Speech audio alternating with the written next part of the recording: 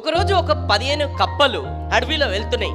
అందులోకి ఒక 5 కప్పలు ఒక గుంతలో పడిపోయినాయి. దాని తర్వాత అది పైకి ఎక్కడానికి ట్రై చేస్తున్నాయి, వాటి వల్ల అయితే లేదనమాట. దాని తర్వాత ఆల్మోస్ట్ 4 కప్పలు గంట వరకు ట్రై చేసినాయి, కాలే కూర్చున్నాయి. కానీ ఒక్క కప్ప మాత్రం 2 గంటలైంది, అయినా ట్రై చేస్తున్నాను. పైన నుంచి 10 కప్పలు చెప్తున్నాయి అనమాట, ఆ 4 ఆల్రెడీ గివ్ అప్ చేసినాయి, నీకు ఒక్కదానికి ఎందుకు ఎంత ప్రౌడ్, అయినా కూడా ఇది ట్రై చేస్తున్నాను. ఫైనల్ గా అది బయటకు వచ్చేసింది.